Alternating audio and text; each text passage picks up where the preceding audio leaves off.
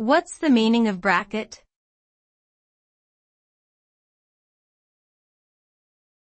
Bracket.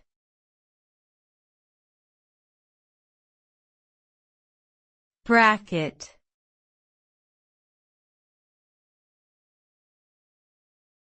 Bracket.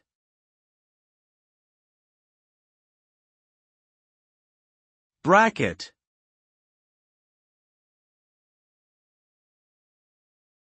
The word bracket has multiple meanings depending on the context. In general, a bracket is an object that is used to support or hold something in place. For example, brackets are commonly used to support shelves on walls or to connect pipes together. The term can also refer to a punctuation mark used in pairs to enclose material within a sentence or to indicate a mathematical expression.